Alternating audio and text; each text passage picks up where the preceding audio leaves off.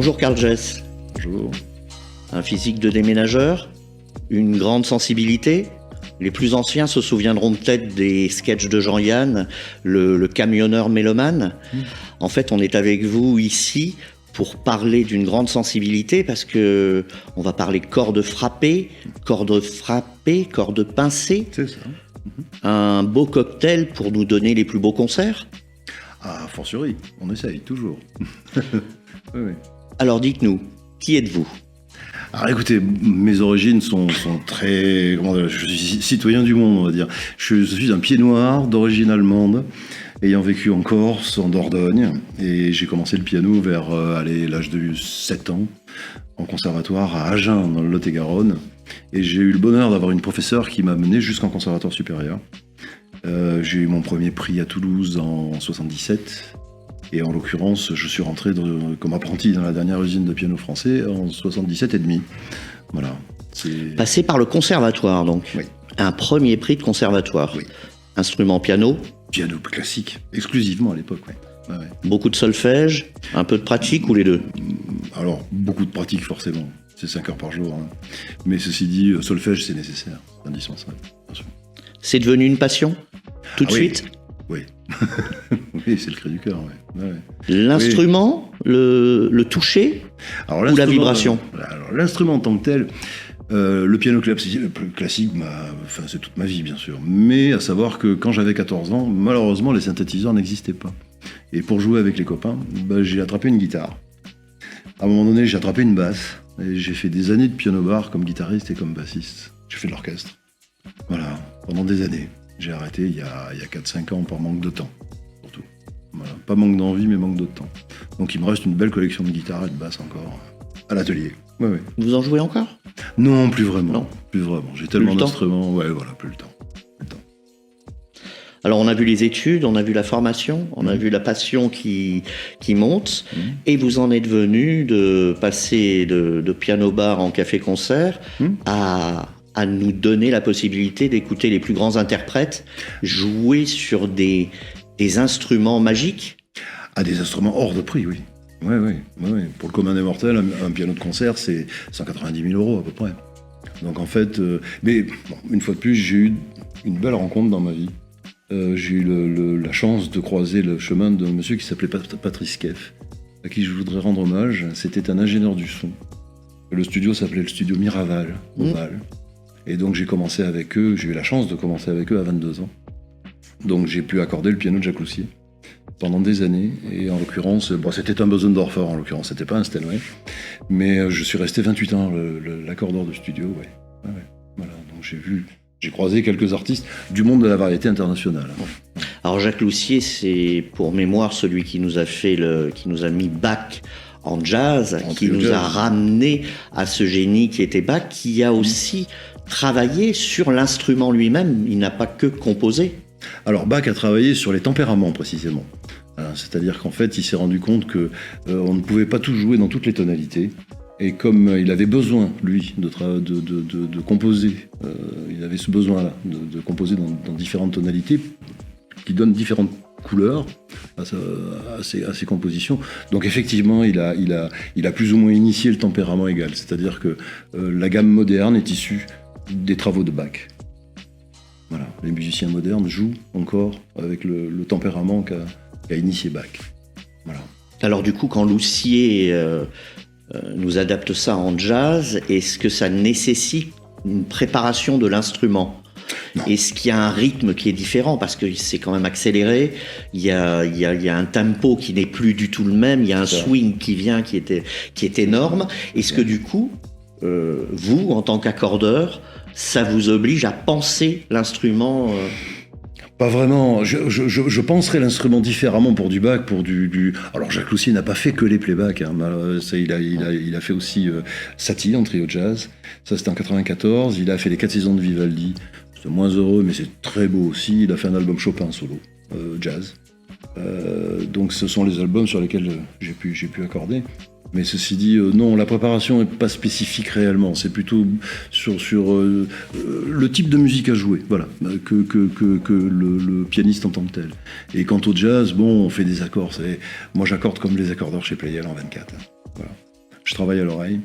Et j'ai eu un maître dans le Gers qui avait travaillé chez Pleyel en 1924, qui m'a initié à l'accord. Et en l'occurrence, j'accorde comme les techniciens Pleyel de l'époque, avec des quintes presque justes, des cartes pas tout à fait un petit peu plus augmentées et des octaves un peu tempérées parce que un piano juste est faux. Voilà. Ce qui laisse, et tout à l'oreille. Et tout est fait à l'oreille, oui. Et vous insistez là-dessus parce que actuellement, les accordeurs qui restent travaillent avec des instruments informatiques, en fait, avec une technologie toute récente. C'est ça. C'est-à-dire qu'en fait, il y a des logiciels qui ont été créés, mais depuis longtemps. Aux États-Unis, ça fait 30 ans qu'ils travaillent avec le même logiciel. Donc, j'ai essayé, bien sûr, je ne veux pas mourir idiot. J'ai essayé de voir, par rapport à mon oreille, moi, qui bien évidemment est faillible, comme tout être humain. Pas d'oreille absolue, donc. Non, j'en veux pas de l'oreille absolue. Je n'en veux pas. Ça me desservirait plus qu'autre chose. Voilà. Moi, je travaille sur des tempéraments anciens.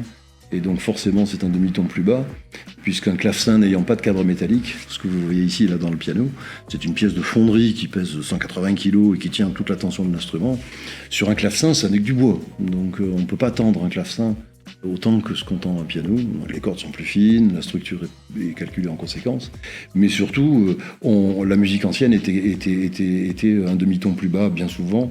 Le diapason de Mozart, c'était 422. Le diapason a fluctué au fil du temps. L'opéra italien, c'était 392, donc un ton plus bas. Vous me disiez qu'on travaille habituellement en 440. 440, oui. C'est l'étalonnage. Alors, c'est l'étalonnage. Ça a été 440, ça a été une convention en 52, donc c'est tard. Mais le diapason du temps de Ravel et de Fauré, c'était 432, le diapason dit romantique. En l'occurrence, il faut savoir que la tension d'une corde, plus vous montez, plus vous tendez, plus vous baissez, plus vous détendez. En l'occurrence, les pianos avaient une sonorité plus douce. 440, il a même été dit par un ingénieur japonais en Suisse que c'était Hitler qui avait fait monter le diapason pour désorganiser le monde. Bon, ce qui est peut-être un petit peu... Mais effectivement, 442 maintenant. À Vienne, c'est même 444. On sait que ça donne un petit peu plus de brillance aux instruments. Voilà. La tendance actuelle est à avoir des cordes plus tendues et un regroit à la brillance. Oui, à la brillance. Ouais. Mais les musiciens deviennent plus des sportifs que des musiciens aussi. Voilà, c'est ce que je Vous me disiez que vous travailliez à Miraval, au studio Miraval, et non loin de Draguignan. Vous travaillez aussi avec d'autres artistes qui sont plus, non pas dans la brillance, mais dans l'intériorité, dans le bien-être et la vibration. C'est ça. C'est vous qui réglez cette vibration à la demande de l'artiste. Est-ce que vous partagez avec l'artiste aussi il y a sa demande et il y a votre expérience. Je mets mon expérience au service de leur demande, tout simplement. C'est-à-dire qu'en fait, certains artistes, quand même, ont une recherche, une quête personnelle au niveau de leur musique et de la résonance qu'elle peut avoir. Et en fait, nous les professionnels, je ne suis pas là que pour accorder, régler, on est là aussi pour les artistes avant tout. On est au service des pianistes, ni plus ni moins. Notre travail à nous compte, oui, parce que le pianiste ne pourrait rien sans nous, mais nous, notre finalité, c'est le pianiste. On est au service des œuvres. Quand on accorde, justement, ce que je reproche aux accords à la boîte électronique, c'est que à l'époque de Bach, on pouvait accorder pour la tonalité du morceau. Voilà. On pouvait agencer les notes de manière à ce que ça soit accordé. Et c'est vrai que, moi j'essaye modestement bien sûr, mais si je travaille sur un concerto en la mineur, je ne ferai pas le même type d'accord. Par contre, voilà, ça donne suite aussi à votre question précédente, que le Do majeur, le 1 de Beethoven, ou voilà. On essaie d'adapter notre accord à la tonalité du morceau. Voilà. C'est vraiment chose qu'on ne peut pas faire avec une boîte électronique. Voilà. C'est l'accordage le même pour tout le monde. Enfin, j'appelle ça les accords Mark II, moi. Voilà. C'est tous les pianos standardisés. Or, chaque piano est une exception. Même les grosses productions comme Yamaha, qualitatives quand même, parce que c'est quand même une bonne marque, Yamaha. Même eux ont des différences. Si vous prenez 5 pianos sortis d'usine, les uns derrière les autres, avec des numéros de série qui se suivent, vous n'en aurez jamais 2 qui sonneront pareil. Et c'est très bien comme ça. Là, on est donc dans la sensibilité, dans la vibration, dans le son, même s'il n'y a pas d'oreille absolue. Puis après, il y a la sensibilité, il y a la douceur, il y a la dextérité, parce que c'est un travail manuel. Ah oui, absolument. Enfin, c'est un travail manuel qui allie en même temps. Vous savez, je dis toujours, moi, le jour où je prends un apprenti, je lui fais démonter un moteur de mobilette et je lui fais remonter. Parce qu'en fait, il y a 4500 pièces dans un piano. Entre les différentes cordes, ne parlons pas du mécanisme, des étouffoirs, tout ça était l'évolution de plusieurs siècles de factures, de gens qui à l'époque n'avaient pas les machines-outils qu'on a à l'heure actuelle. Et donc le son d'un piano, c'est une grosse structure très tendue, avec un cadre en fonte, avec des cordes qui sont tendues à 85 kg chacune. Un piano, c'est vivant. La mécanique, c'est 4500 pièces quasiment en mouvement, 88 fois bien sûr, parce qu'il y a 88 notes. Mais donc, on peut intervenir quasiment sur tout. Tout a une incidence sur un piano. Quand on prépare un piano de concert, on peut travailler, vous voyez ici, là, les cordes ne sont pas sur un plan joint. Ici, pourtant, elles passent dans une agrafe qui a été usinée. Et si vous passez le doigt, vous voyez que les 3 cordes ne sont pas au même plan. Ça donne un marteau qui tape pas correctement et ça donne une note qui va siffler. Voilà. Donc, si vous voulez, c'est ça notre boulot. C'est-à-dire que c'est manuel, bien sûr, mais il faut aussi comprendre ce qu'on fait. Voilà. Il faut avoir des données techniques. Ça s'apprend évidemment. Je crois que c'est un métier qui, de toute manière, ne peut pas s'enseigner de manière orale. Il faut vraiment passer par l'apprentissage. Et je pense que pour bien accorder, il faut accorder tous les jours. Voilà. Le pianiste éclairé qui voudra accorder son piano une fois par an, je ne suis pas vraiment pour, parce que savoir tirer sur une clé d'accord, c'est beaucoup plus difficile que de savoir accorder en tant que tel. L'oreille, ça se forme, ça se travaille. Alors que savoir tirer sur une clé d'accord et faire en sorte que ça tienne 1 an chez un particulier ou 2 heures d'un pianiste qui va avoir un répertoire, comment dirais-je, un peu musclé, tout ça s'apprend. C'est beaucoup de... Alors il y a du bon goût, il y a du savoir-faire, mais ça s'acquiert pas en 1 an, ni en 2, ni en 10. Le réglage, les pianistes deviennent de plus en plus intransigeants sur le réglage de la mécanique. Tous les petits jeunes que je croise à Villecroze, entre autres. Voilà, j'allais parler de l'académie de Villecroze, toujours dans le département du Var, près de Draguignan. Là, il y a des rencontres qui se sont faites, j'imagine, parce qu'on a des futurs maîtres, on a des petits génies qui sont là, des passionnés, et qui font évoluer l'instrument et peut-être la lecture des partitions et des grands artistes. Alors vous les accompagnez. Vous avez peut-être croisé des personnes ou même des instruments qui sont magiques. Ah oui. Vous savez, les jeunes maintenant n'ont pratiquement plus les moyens, enfin à part certains, de se payer de grands violons. Donc ce sont souvent des fondations qui prêtent les instruments. Et c'est vrai qu'à Villecroze, on reçoit par exemple des violonistes qui ont des instruments prêtés par des fondations, ce qui est très bien. Ils ont accès à des instruments qui ont une valeur phénoménale. Mais donc à Villecroze, oui, on a un clavecin de 1763. Là, la cote, j'ose à peine imaginer. Bon, bref, c'est un clavecin qui a survécu à la Révolution. C'est impressionnant. Mais sinon, alors, ce qui se passe à Villecroze, on est en partenariat maintenant avec la chapelle Reine-Élisabeth à Bruxelles. La quasi-totalité des profs qui viennent pour donner les masterclass sont professeurs à la chapelle. Donc c'est quasiment le top de l'Europe en termes de pédagogie, d'enseignement. Et en l'occurrence, les élèves de Villecroze, moi je les recroise dans des concerts à droite à gauche, comme David Cadouche. On reçoit des élèves qui sont en devenir d'être concertistes. Voilà, qu'ils sont quasiment, pratiquement, mais qui ne sont pas encore dans le circuit. Voilà. Vous nous parlez d'un orgue du début du XVIIIe siècle, d'un clavecin, pardon. D'un clavecin, oui. Du début du XVIIIe siècle. Vous l'avez restauré, Ah non, vous avez travaillé dessus. Oh mon Dieu, je travaille dessus, oui. Vous l'avez réglé, vous l'avez accordé. Non, Jean-Claude Bateau est venu, c'est le conservateur de la Cité de la Musique pour les pianofortes et les clavecins. Est venu il y a 4 ans à peu près, et je l'ai assisté moi pour expertiser ce vieux clavecin qui avait été vendu donc par mon ami facteur de clavecin Claude Mercier, un facteur de clavecin parisien, décédé à cette heure. Voilà, il est mort à 89 ans, mais donc on l'a entièrement démonté ce clavecin, on a mesuré ses cordes, on lui a rentré une caméra dans la caisse pour les archives de la Cité de la Musique. Voilà. Donc oui, j'ai eu l'occasion de le démonter complètement, ce pauvre clavecin, et de le remonter pas après. Bon, maintenant il sert pour des masterclass. Vous avez joué dessus? Oui. Bah, forcément, alors, je l'accorde. Alors, justement, je reviens au conservatoire, à la lecture, au jeu, une sensation, il y a une émotion. Immense. Franchement, un clavecin de cette époque-là, c'est comment dire. Alors tout le monde n'apprécie pas. Hein. Les jeunes préfèrent des clavecins qui claironnent un petit peu. On me demande souvent dans les locations des franco-flamands, ce sont des clavecins qui sont un petit peu plus hauts en timbre que les grands français. Le grand français, les frères Hemsch, ils étaient deux. Hein. Il y avait Guillaume et Jean-Henri. Ils étaient à Paris, des Allemands vivant à Paris. Et ils ont beaucoup, comment dirais-je, à l'époque, les clavecins avaient moins de notes. Donc on coupait ici, là, le clavecin. On rallongeait. Alors on appelait ça, voilà, c'était... et ça se faisait couramment, on leur changeait les claviers, on rajoutait des notes. Voilà. En l'occurrence, les frères Hemsch étaient spécialisés là-dedans. Et donc Guillaume Hemsch, quand on a regardé la date, les différentes dates qu'on a trouvées dans le clavecin, il s'est passé 2 ans, hein, quasiment, entre le moment où il a fabriqué le clavecin et qu'il a fini les claviers. Voilà. Donc et puis alors il y avait pas de vis à l'époque, il y avait pas de vernis à l'époque, il y avait pas de c'était du travail.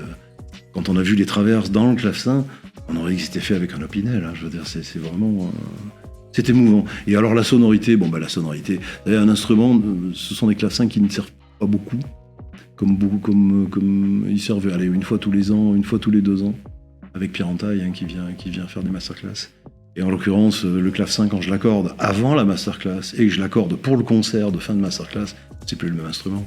Phénomène vibratoire, ce dont je vous parlais. Voilà, le clavecin s'ouvre. Et alors, en fin de compte, là, c'est unique. L'instrument est vivant. Ah ouais. Ah ouais, il est hanté en tout cas. Ouais, c'est clair. J'accorde un Steinway pour mon copain Jacques à Cannes, qui est signé. C'est un Steinway, ça fait 2,74 m, hein, qui est signé donc sur tout le cadre, hein, voire même un peu la table d'harmonie. Là, c'est, comment dirais-je, vous avez Ciccolini, vous avez François René, bien sûr, Duchâble, vous avez Langlang, vous avez Arbianco, vous avez qui ont signé ce piano, et c'est vraiment, mon Dieu, d'accorder des instruments comme ça, c'est un honneur. Voilà. Votre plus belle rencontre? Je vous dis, j'en ai eu 3 des belles rencontres. Donc ce monsieur Patrice Keff, qui était l'ingénieur du son de Miraval, qui avait quand même enregistré The Wall de Pink Floyd, hein. Ouais. C'était lui l'ingé son, hein. Voilà, qui est décédé il n'y a pas longtemps. Patrice ça a été un immense ingénieur du son. C'est lui qui m'a fait confiance quand j'avais 20 ans. J'ai rencontré Jacques, mon copain Jacques de Cannes, qui est un Meister, Klavierbauer, un maître facteur de piano, et donc on échange tout le temps. Quand on est au restaurant, c'est, comment dirais-je, il faut qu'on soit 2. Sinon c'est, voilà. Grâce à lui, j'ai pu faire l'orchestre Provence Côte d'Azur, j'ai pu travailler pour la Philharmonie de Monte-Carlo. C'est lui qui loue des pianos depuis des années et des années. Il a des Steinway de concert, chose que moi je ne fais pas, parce que un Steinway de concert, c'est quand même une demi-tonne. Et pour en revenir à mon physique, je dirais oui, j'ai porté des pianos toute ma vie, mais j'en paye les conséquences à l'heure actuelle. Voilà. Voilà. Et le 3e, c'est donc Claude Mercier-Hitier, que j'ai croisé à Villecroze, facteur de clavecin. Voilà. Si vous pouviez jouer, sur quel instrument ou sur quel piano ou sur quel clavecin aimeriez-vous jouer? Qu'est-ce que vous aimeriez jouer? Alors je travaille plus beaucoup, j'ai honte. J'ai eu la chance d'hériter d'un Steinway il y a 2 ans. J'avais comme client un ancien ingénieur du son chez EMI dans les années 50, qui avait donc connu la grande époque d'EMI, et ce monsieur avait fait donc le conservatoire de Londres, hein, là-bas c'est Royal Music School toujours. En l'occurrence, il m'a légué son Steinway, mais j'avoue que j'ai dans mon atelier le Steinway que j'ai envie d'avoir. Voilà. C'est un Steinway de 1920 américain. C'était les Golden Years, c'est-à-dire les meilleures années de Steinway US. Et honnêtement, j'accorde des Steinway modernes. Hein. J'ai accordé un grand concert cet été à la Moute pour Logansky. Ils sont très bons, bien sûr. Le prix était exorbitant. Mais mon vieux Steinway, non, je crois que voilà, ça restera mon instrument de prédilection. Et quant à jouer, moi je suis un pianiste romantique. Hein. C'est-à-dire que j'aime Chopin, j'aime Schumann, j'aime Schubert, j'aime Beethoven évidemment, mais on sort du romantisme. En l'occurrence, après j'ai honte hein, parce que j'ai plus le temps, je travaille plus. Je joue du clavecin par contre un petit peu, ouais. J'ai 3 beaux clavecins. Et donc là, je travaille toute modestie. Le clavecin bien tempéré, des petites fuites de Bach, des choses très simples. On peut trouver son plaisir dans des choses très simples. Justement, un instrument vous parle. Qu'aimeriez-vous qu'il vous dise? Ah, mon Dieu, je t'obéis. Et oui, ça fait 45 ans que j'accorde des pianos. Et vous savez, on s'est battu toute notre vie parce que chaque piano est une exception, chaque pianiste est une exception, chaque acoustique de pièce est une exception. Et quand on travaille sur des instruments, évidemment chez des particuliers, mais la qualité, enfin moi les particuliers, je les mets au même niveau que les concerts, soyons clairs. Voilà, je m'attache à essayer de faire une qualité de travail. Mais bon, évidemment, quand on a affaire à des concertistes qui ont des nécessités, mais vraiment très très fines, bon, on essaye de les contenter, et puis psychologiquement aussi de les réconforter. Parce que ça fait nombre de fois, j'ai accordé un piano, le pianiste revient, il me dit « Oh, vous avez réglé la mécanique ». En fait, pas du tout. C'est psychosomatique. Voilà. Donc il faut savoir aussi avoir une certaine psychologie, savoir gérer tout ça. Voilà, il y a des pianistes. Alors, en général, ils sont très sympas. Quand vous êtes à même de faire ce qu'ils vous demandent, ils sont tous très sympas. J'ai jamais eu de pianiste, y compris des Anne Kefelec, des Bruno Rigouteau, ils sont tous très gentils, franchement. Ils sont préoccupés par leur concert. Si vous leur donnez le bon instrument, tout va bien. Vraiment. Voilà. En tout cas, on sent votre amour. Et merci pour cette mise en abîme, mise en relief, mise en vibration d'un métier qu'on connaît peu. Vous êtes un des derniers, j'allais dire accordeurs, restaurateurs qui travaillent encore à l'oreille. À l'oreille, oui. Oui, concrètement, oui. Oui. Voilà. Mais j'espère que je tomberai sur des... Bon, évidemment, j'ai pas de relève pour l'instant. J'ai personne qui puisse reprendre. Mais je désespère pas. Je ne désespère pas tomber sur un jeune plein de bonne volonté qui veut y reprendre cette tradition, parce qu'en fait, c'est très traditionnel ce qu'on fait. Voilà, les pianos ne font que décliner à l'heure actuelle, avec les productions indonésiennes, chinoises qui inondent le monde. Donc c'est vrai que c'est un petit peu similaire aux réparateurs télé qui, à l'époque, savaient traficoter les lampes. Maintenant, on prend la carte mère et on la change. C'est un petit peu pareil dans notre domaine. Écoutez, il ne faut pas être décliniste, on verra bien, il y aura des jeunes. En tout cas, merci à vous. Merci beaucoup, Karl Jess. Je vous en prie.